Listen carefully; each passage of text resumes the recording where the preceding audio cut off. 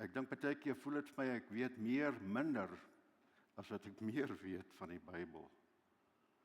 Maar ja, vriende, dis 'n nuwe jaar en laat my toe om vir julle elkeen 'n geseënde en werklike voorspoedige 2025 toe te wens.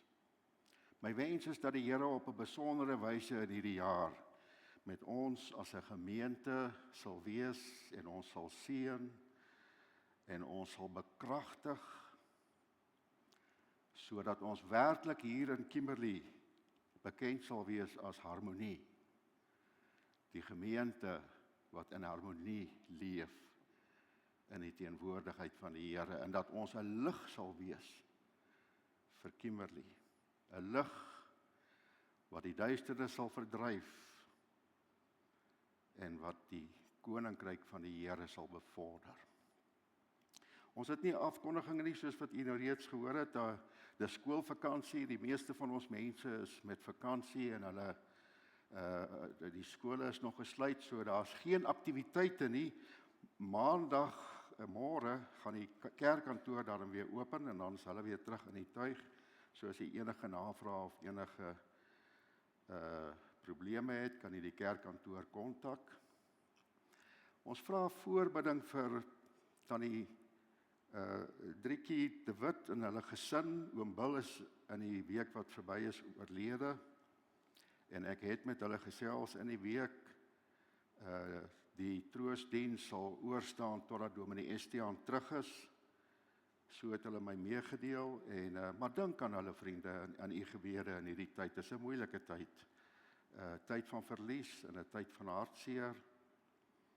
En ons wil werklik hulle aan die Here opdra dat hy hulle sal beskerm, bewaar, vertroos, versterk en hulle sal lei deur sy Gees. Ek weet nie van u nie, maar elke keer aan die begin van 'n nuwe jaar, dan is daar by my 'n opgewondenheid. Ek weet nie, dis 'n nuwe begin. 'n nuwe geleentheid, nuwe geleenthede en nuwe uitdagings. En ons staan nou vanmôre hier aan die begin van 'n nuwe jaar, 2025. En wanneer ek aan 'n nuwe jaar, elke jaar, vriende, elke keer wanneer dit die nuwe jaar is, dan wonder ek, wat sal hierdie jaar inhou? Wat sal hierdie jaar bring? Wat sal ons lot wees? Ook nou in 2025. En dan dink ek wel, seker maar baie van dieselfde. Dit wat ons in 24 gehad het en in die jare voor dit. Daar gaan hoogtepunte wees, oomblikke van ekstatiese blydskap en vreugde, oorwinnings, suksesse. Maar daar gaan waarskynlik ook dae wees van hartseer en teleurstelling en verlies.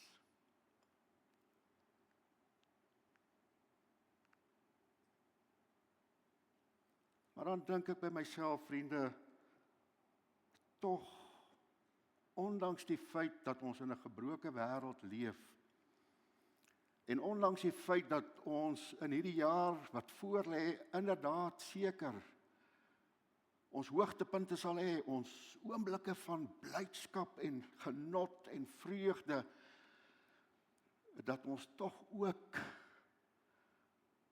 die hartseer sal smaak waarskynlik en die teleurstelling sal beleef waarskynlik. Maar nogtans, ten spyte van al hierdie dinge, is ek opgewonde oor 2025. Want vriende, my vertroue is in die Here. En as ek terugkyk, dan besef ek dat die Here het my gebring tot hier, en dit is so, vriende, dat dit is die Here wat ons in sy groot genade gedra het en beskerm het en bewaar het en ons tot hier gebring het vanoggend, wat ons deur goeie tye en deur donker tye gedra het. En dieselfde God sal ook in 2025 die een wees wat ons sal begelei op ons pelgrimstog. En dit word vir my so mooi saamgevat in een van ons gereformeerde belydenisskrifte, die Heidelbergse Katekismus. In Sondag 1, en dis nogal gepas, want hierdie is nou die eerste Sondag van die nuwe jaar. So in Sondag 1, vraag 1, vra die vaders daar by Heidelberg hierdie vraag: wat is jou enigste troos in lewe en in sterwe?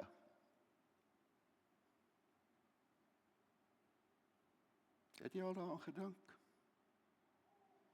En dan antwoord die vaders daar by Heidelberg so: my enigste troos in lewe en in sterwe is dat ek na liggaam, siel en gees nie aan myself behoort nie, maar aan my Here wat my verlos het en wat my vry gekoop het. En luister hierna. En hy skenk my alles wat ek nodig het om godvrugtig te lewe. Soos in die verlede, so sal dit ook wees in die toekoms, vriende. Ons behoort nie aan onsself nie, ons behoort aan hom, aan die Here van die heerlikheid. En soos wat hy ons in die verlede alles geskenk het wat ons nodig het om godvrugtig te lewe, so sal hy ook in hierdie jaar wat voorlê vir ons alles skenk wat ons nodig het om godvrugtig te lewe.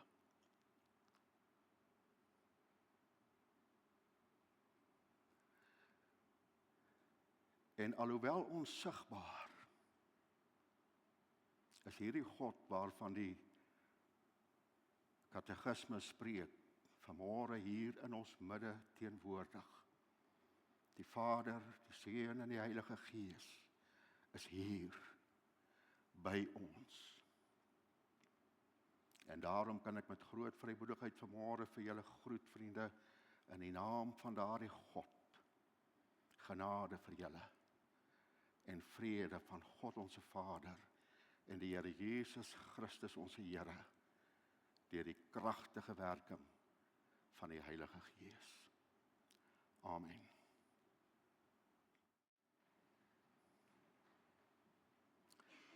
Vriende, kom ons buig ons hoofde en ons verootmoedig ons, word stil voor die Here in gebed.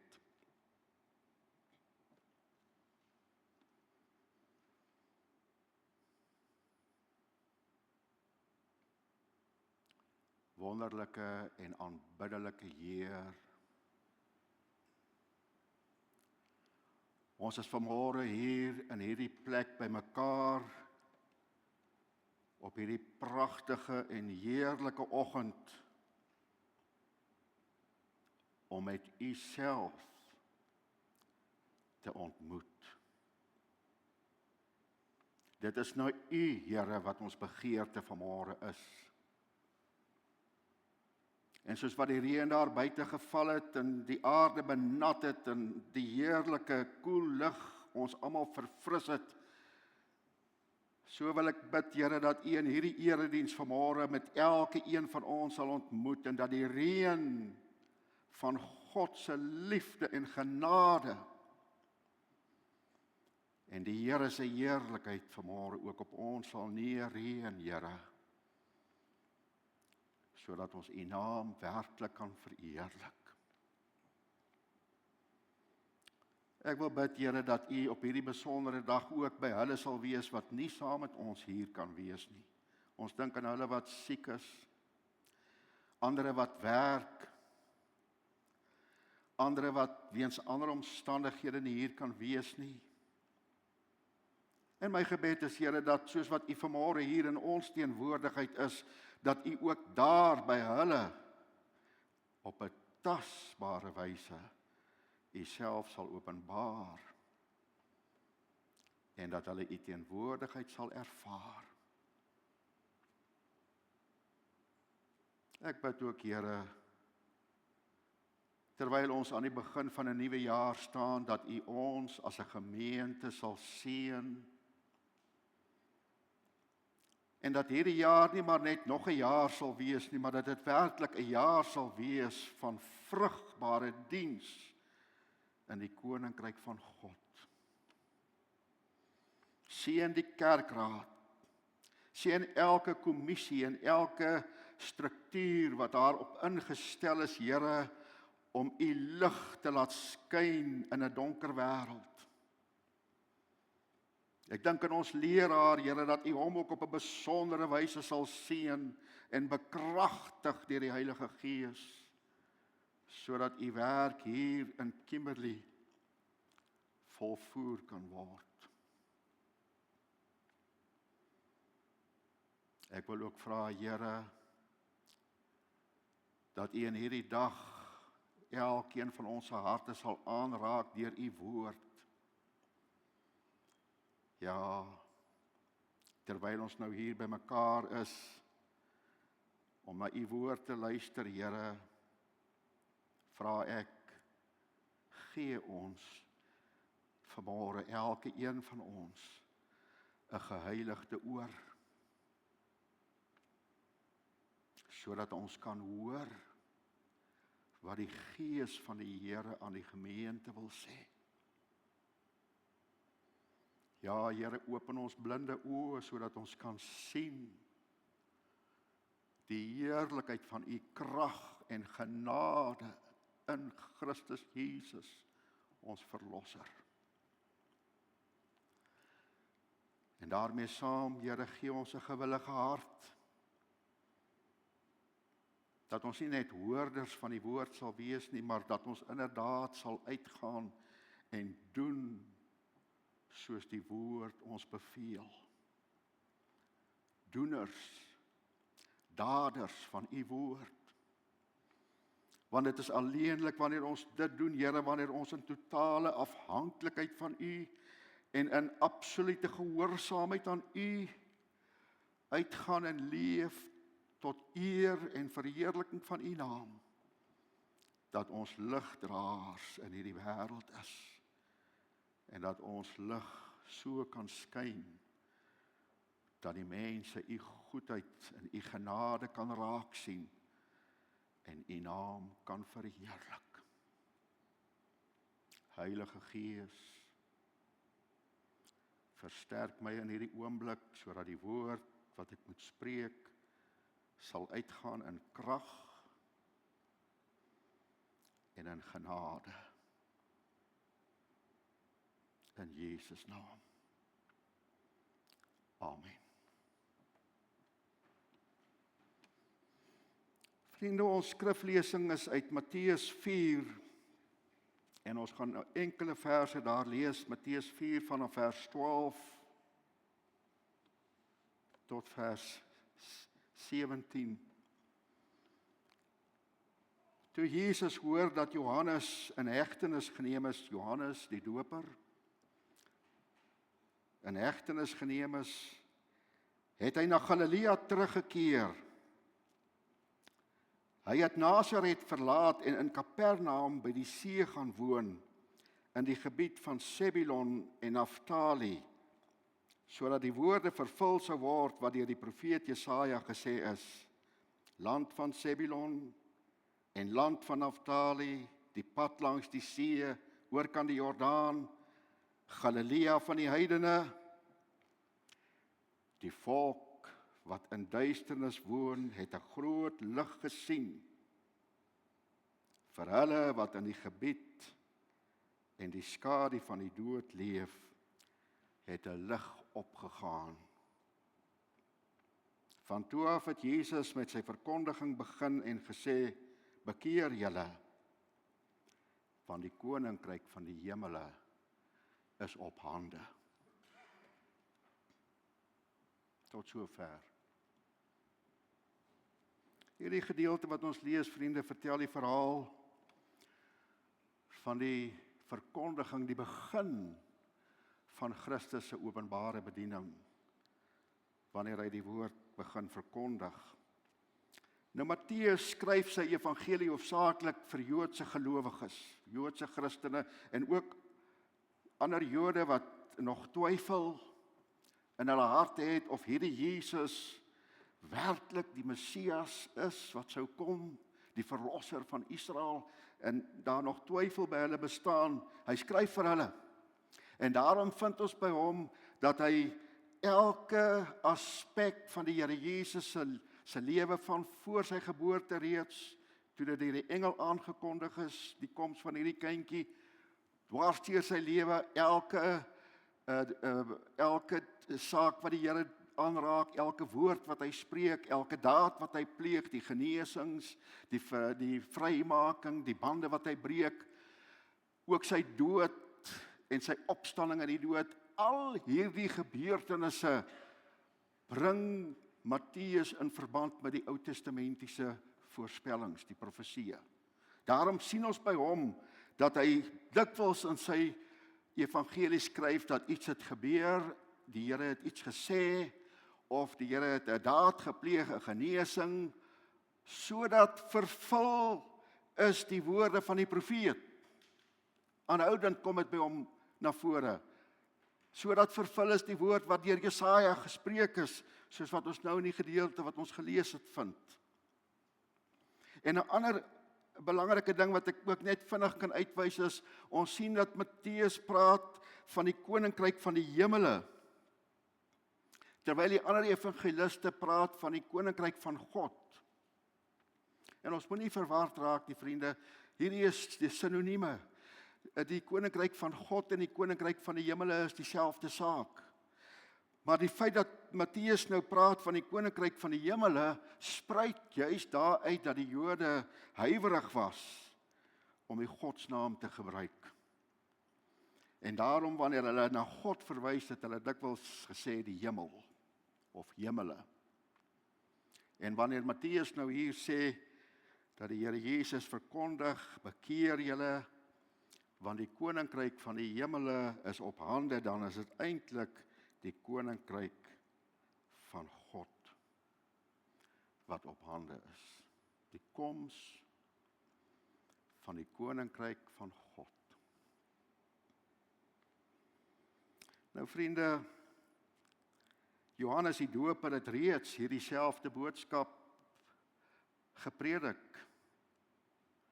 En baie keer wanneer 'n mens hierdie woorde lees, en elke keer wanneer ek hierdie gedeeltes lees in die skrif, hoe dat Johannes daar by die Jordaan staan, en hy preek vir die volk, en hy sê, bekeer julle, want die koninkryk van God het naby gekom, of soos wat ons in ons teks gesien het, die koninkryk is op hande, dan wonder ek of ons werklik die volle impak wat hierdie woorde op die ore gehad het van die eerstes wat dit gehoor het, besef. En om dit te besef, moet ons dalk net so 'n tree terugneem en 'n bietjie kyk na die omstandighede waar binne die volk hulle bevind op hierdie stadium, wanneer eers Johannes en dan Christus self hierdie boodskap verkondig. Die laaste geskrifte van Israel, waar ons verwys daarna as die Ou Testament, nadat dit met die tyd vir hulle duidelik geword, dat die koninkryk nie gekom het soos wat hulle dit verwag het nie. En die volk Israel, alhoewel hulle uit ballingskap teruggekeer het na hulle land, hulle die mure van Jerusalem kon herbou en die tempel kon herbou en regmaak, was hulle steeds onder die heerskappy van vreemdes.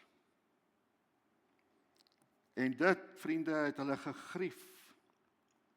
Daarom was daar by hulle hierdie verwagting en hierdie verlange dat die koning, dat die Messias sou kom, want as die Messias kom, dan sal hierdie juk van hulle afgegooi word en hulle sal vry word.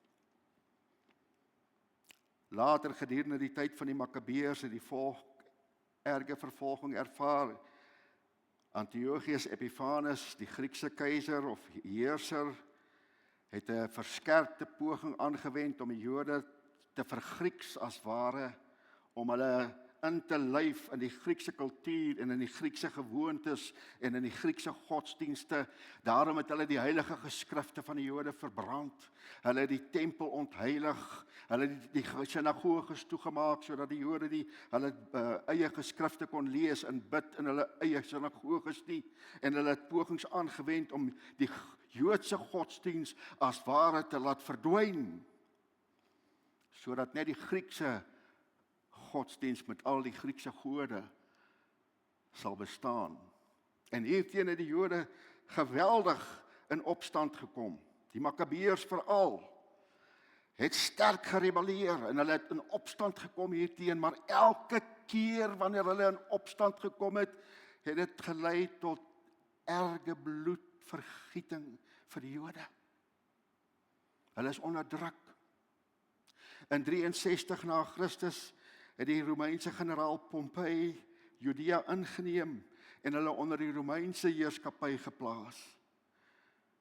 En nou verlos van die Grieke, maar onder die Romeinse heerskappy het dit nie eens veel beter met die Jode gegaan nie. Hulle is steeds verdruk, hulle is steeds onderdruk, hulle steeds is hulle gemartel, hulle is steeds vervolg op verskillende maniere. En elke keer wanneer daar onder die volk manne kom wat besluit dat hulle het nou genoeg gehad, hulle gaan hierdie situasie nou omkeer, wat kan hierdie paar Jode doen teen hierdie magtige Romeinse masjinerie en Romeinse soldate? Elke keer is hulle uitgewis en het hulle die neerlaag gelei. En terwyl hierdie dinge gebeur, vriende, het die verlange, die versagting, wil ek amper sê, na die koms van die Messias al hoe sterker geword. Ag, as die Messias kom, as hy die koninkryk van God inbring, as hy hierdie juk van die Romeine van ons afruk, dan sal ons vry wees. En baie van die getroue Joodse gelowiges, vir hulle was dit 'n daaglikse gebed.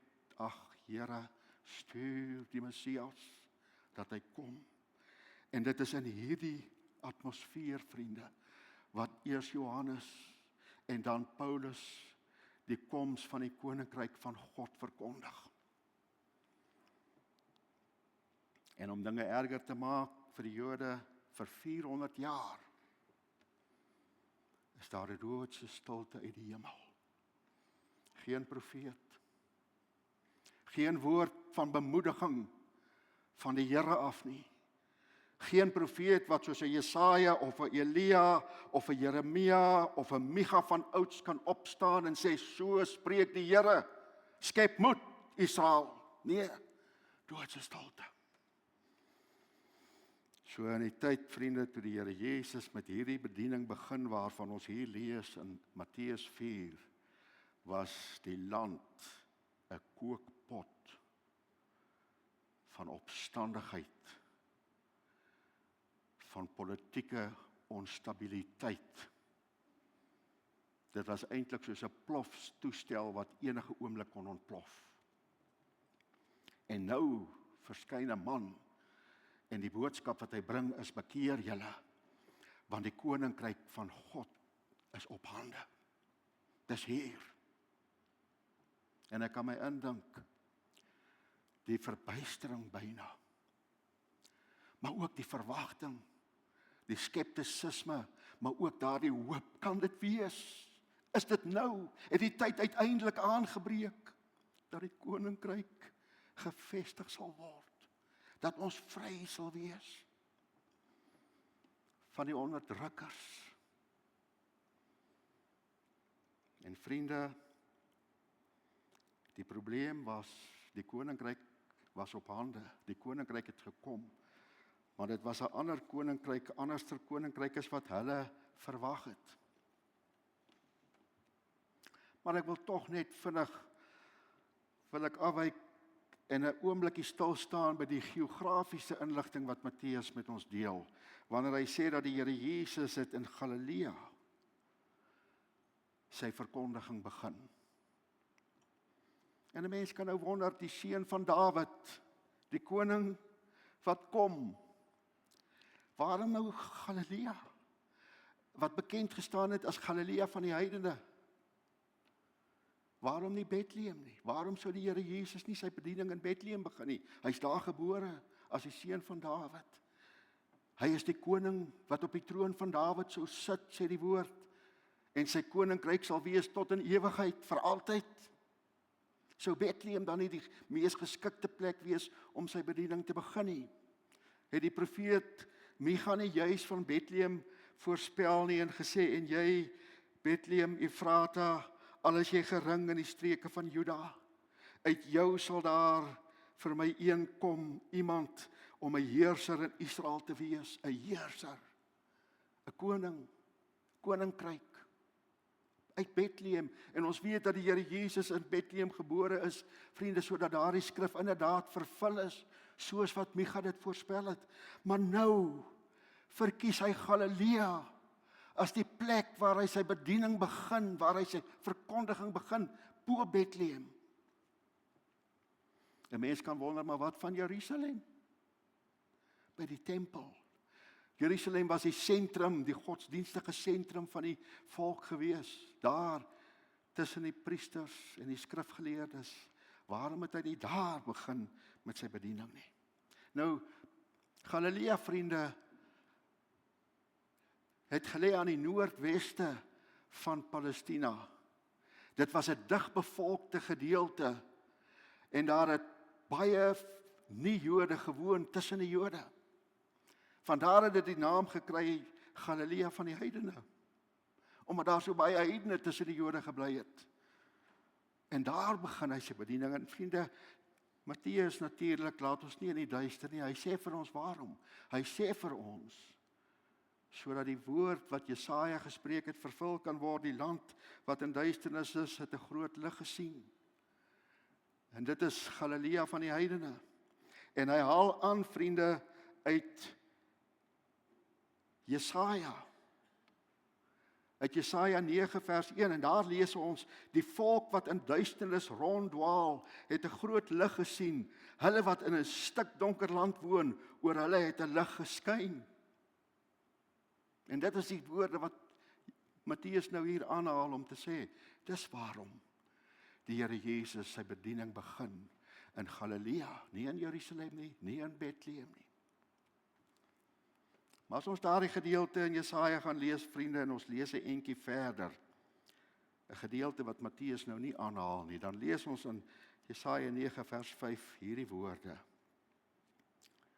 En dit gee vir ons die bron van hierdie lig waarvan Jesaja spreek, wat Matteus aanhaal, wat sal skyn in hierdie donker land. En ons lees daar, want 'n kind is vir ons gebore. 'n Seun is aan ons gegee.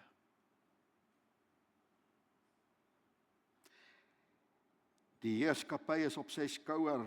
Hy word genoem wonderbare raadgewer, magtige God, ewige Vader, vredevors. Hier is die bron van die lig wat skyn in die donker plek, vriende. Die lig is Jesus Christus self. Hy is die lig van die wêreld. Hy is die lig wat gekom het om in 'n donker wêreld te skyn. Maar luister verder, wat sê daardie selfde gedeelte vir ons verder? Vir die uitbreiding van heerskappy en vir vrede sonder einde sal hy op die troon van Dawid en oor sy koninkryk wees, om dit te vestig en te ondersteun die reg en geregtigheid van nou af en vir altyd. Hierdie lig wat gekom het en wat nou skyn in die donker wêreld, hy is die kind wat vir ons gebore is, die seun wat vir ons gegee is. Hy is die een wat die heerser sal wees en sal sit op die troon van Dawid tot in alle ewigheid. En natuurlik, vriende, daar's ook ander strategiese redes waarom die Here Jesus sy bediening in Galilea eerder as in Jerusalem byvoorbeeld begin. waarop ons nou nie sal ingaan nie. Maar daar's 'n ander rede wat ek tog vanmôre wil hê ons moet begryp. En dit is Galilea was hierdie digbevolkte gedeelte, hierdie digbevolkte area in die land, waar baie heidene saam met die Jode gewoon het. Hulle het daar skouer aan skouer geleef, elke dag.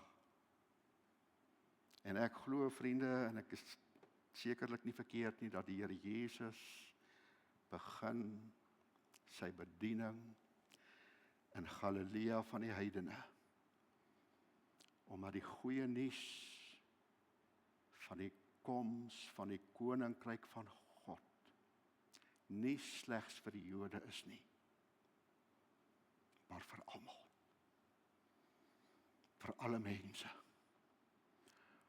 almal, want sê Johannes 3 vers 16 dan nie vir ons juist dit nie, want so lief het God die wêreld gehaat, dat hy sy enigste seun gegee het, sodat elkeen, maak nie saak of jy Jood of heiden is nie, of jy Jood of Griek of Romein of Syriër of Suid-Afrikaner is nie.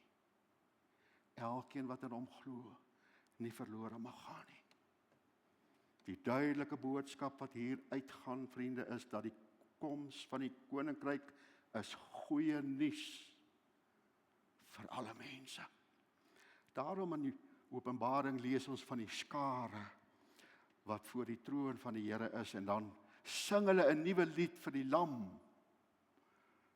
En dan sing hulle sing, U waardig is die lam, sê hulle, om die boek te neem en sy seels oop te maak. Want U, o lam van God, het ons gekoop uit elke stam en nasie, volk en taal, vrygemaak. Die boodskap van die koninkryk, vriende, is 'n boodskap vir alle mense. En dit is die sentrale boodskap van die evangelie. Dit is eintlik, as 'n mens mooi daaroor nadink, die boodskap wat ons vind reg deur die skrif van Genesis tot by Openbaring, handel dit oor die koninkryk van God. God wat geskape het uit liefde, 'n hele wêreld geskape het, 'n kosmos, en wat sy koninkryk vestig op die aarde. En na die sondeval natuurlik, daar in die tuin van Eden sien ons die perfekte struktuur van God se koninkryk gemanifesteer, maar dan kom die sonde en die ongehoorsaamheid en die rebellie teen God, en dit alles verander. Maar God is steeds besig, vriende, om sy koninkryk te vestig. En aan die einde van die dag, aan die einde van die wêreld, wanneer die einde aanbreek en die Here Jesus weer terugkeer by sy wederkoms, sal hy die koninkryk in sy volheid instel in hierdie wêreld. Nou, ons praat baie oor die koninkryk, maar wat is die koninkryk? Wat is die koninkryk van God? En glo my, daar is al dik boeke geskryf oor die koninkryk van God, maar om dit sommer net in eenvoudige taal uit te druk, vriende, dan is die koninkryk van God, is God se mense, op God se plek, onder God se heerskappy. Of mense kan dit bietjie anders uitdruk en sê, die koninkryk is God se heerskappy, deur God se mense, oor God se plek. Dit is die koninkryk. Maar weet jy, vriende, die koninkryk ook, en miskien moet ek dit tog noem, die koninkryk is ook 'n getuienis aangaande God, die koning, die Here is koning, vriende. En laat daar vanmôre geen twyfel in ons harte wees nie, dat hy is die koning van die wêreld. Hy heers oor alles en almal. Maar hierdie is 'n getuienis aangaande God. God is koning. En as koning het hy gekom om reg te maak wat die sonde en die rebellie wat teen God gepleeg is, verkeerd gemaak het. Wat dit opgemors het. Hy het gekom. Ons kan net sowel praat van die heerskappy van God of van die koningskap van God. Want die boodskap, vriende, van die koninkryk van God is 'n boodskap van koninklike mag. Die koninklike mag van God wat hy betoon in selfopofferende liefde. En dit is wat vir die Jode 'n probleem was. Hulle het 'n koning verwag wat op 'n strydperd sou ry, aangetrippel kom met 'n swaard in die hand en wat hulle sou verlos van die Romeinse onderdrukking. Hulle het nie verwag dat die koninkryk sou uitspeel en dat die Here die koninkryk sou vestig op die wyse waarop hy dit gedoen het nie. Vriende, God is koning. Hy heers oor sy skepping, laat daar by ons geen misverstand daaroor wees nie. Maar 'n wêreld besmet met sonde wil God se koningskap nie aanvaar nie. Hulle weerstaan God se koningskap van vrede. Hulle minag dit. Daarom het God se koningskap 'n reddende koningskap, 'n verlossende koningskap geword. Hierdie koningskap, vriende, sê nie net vir ons waarvan ons verlos word nie, maar ook waartoe ons verlos word. Dit help ons, luister mooi, die koninkryk van God help ons om 'n holistiese begrip te kry van verlossing. Ons word verlos van die dood tot die lewe. Ons word verlos, vriende, van skande tot verheerliking. Ons word verlos van gebondenheid, slawerny tot vryheid in die Here. Ons word verlos van sonde en ongehoorsaamheid tot gehoorsaamheid aan ons koning Jesus Christus. Eintlik, vriende, ons word verlos van die koninkryk van die duisternis tot die koninkryk van die lig. Om in God se koninkryk te lewe, vriende, is om volkome onder God se beheer en heerskappy te wees. Dit is om op te hou om ons eie koninkryke te bou en ons geheel en al toe te wy aan die koninkryk van God. Die Kroatiese teoloog Miroslav Volf waarsku, the main temptation is not to reject God outright, but to embrace God as something secondary and use God as an instrument for our own. Dis die groot versoeking van ons dag, vriende, nie om God net te verwerp nie, maar om God aan te neem en ons dienaar te maak, ons diensknegt te maak, in steede daarvan dat ons God se diensknegte is. Maar die karakter van hierdie koninkryk wil ek tog ook net vinnig met julle deel, vriende, want waar die Jode 'n politieke koninkryk verwag het, het Christus 'n geestelike koninkryk gebring.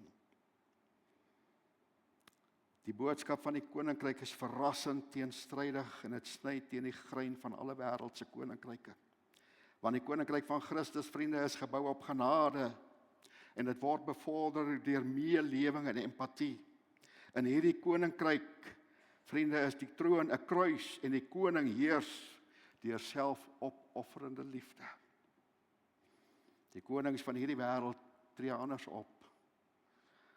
Hulle gebruik vrees en geweld en onderdrukking om hulle heerskappy op mense af te dwing. Maar in God se koninkryk is dit anders, vriende. God is 'n ander tipe koning. Hy heers met geregtigheid, genade en selfopofferende liefde. God se lankmoedigheid is net so groot soos sy almag. En sy almag word gelei deur sy liefde en is altyd in ooreenstemming met sy karakter. God gun vir u en my 'n lewe in die koninkryk van vreugde, van vrede, van vrymoedigheid, van genade, van liefde. Daarom kan Paulus aan die Romeine skryf in Romeine 14 vers 17 dat die koninkryk van God is eintlik 'n saak van geregtigheid en vrede en blydskap in die Heilige Gees. Daarom wil ek vanmôre sê, vriende, dat die koninkryk van God, hierdie boodskap van die Here Jesus, wat vir ons sê, bekeer julle, want die koninkryk van God is op hande, is vir ons in die 21ste eeu net sulke goeie nuus as wat dit was vir daardie eerste hoorders. Maar ons kan nie net kennis neem van hierdie koninkryk nie. Ons kan nie net sê, o goed, die koninkryk is op hande, die koninkryk het gekom, die koninkryk kom steeds, en die koninkryk sal uiteindelik kom in die volheid van die tyd, by die wederkoms van Christus. Dis die karakter van hierdie koninkryk, dis die spanning, wil ek byna sê, wat daar bestaan in hierdie koninkryk, dat dit alreeds is, en tog steeds nog nie is nie, in sy volheid nie. Maar daar gaan 'n tyd kom, daar gaan 'n dag aanbreek, vriende, by die wederkoms van die Here Jesus, dat hierdie koninkryk volkome ingestel sal wees. En dan sal die woord wat die profeet gespreek het, waar wees wat sê, en soos wat die waters die see oordek, so sal die heerlikheid van die Here die aarde oordek. Vrede, geregtigheid, genade, versoening, vergifnis.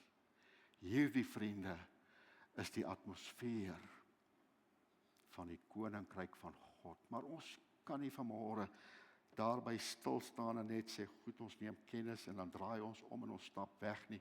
Want God maak ook vanmôre 'n aanspraak op elkeen van ons. Luister wat sê die boodskap, dit sê, bekeer julle. Bekeer julle, want die koninkryk van God is op hande. Bekering, vriende, beteken dat ek omdraai.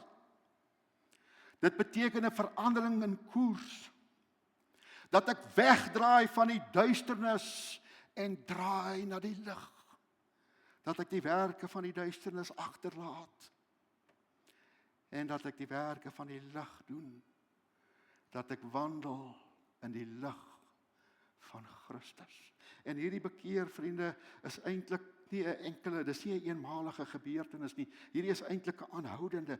Dit kan ook vertaal word, bekeer julle voortdurend. Hou aan om julle te bekeer. Hou aan om die bose te weerstaan. Hou aan om jou rug te keer op dit wat verkeerd en dit wat boos en dit wat duister is en wend jou, draai jou om na die Here en wandel in die lig van die Here. Die Here Jesus stel dit 'n bietjie anders dan op 'n ander plek wanneer hy vir die gelowiges, wanneer hy sê vir sy disippels, luister, as iemand my wil volg, as iemand agter my wil aankom, moet hy elke dag homself verloon en sy kruis opneem en my volg. Elke dag. Elke dag. Wegdraai. Bekeer. Wegdraai van die sonde. Wegdraai van dit wat boos en aklig is.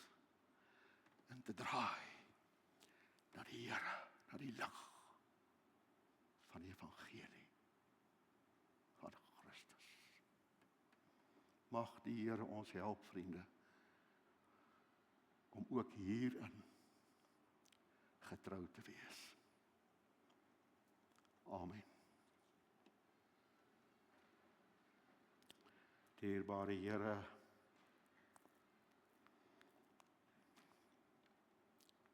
laat U naam geheilig word. Laat U koninkryk kom. Laat U wil geskied soos in die hemel, so ook op die aarde. So ook in my hart, so ook in my lewe, so ook in ons gemeente, tot eer en verheerliking van U heilige naam. Amen. Liewe vriende, mag die genade van ons Here Jesus Christus en die liefde van God ons Vader en die gemeenskap van sy Heilige Gees met julle bly nou en tot in altyd. Amen.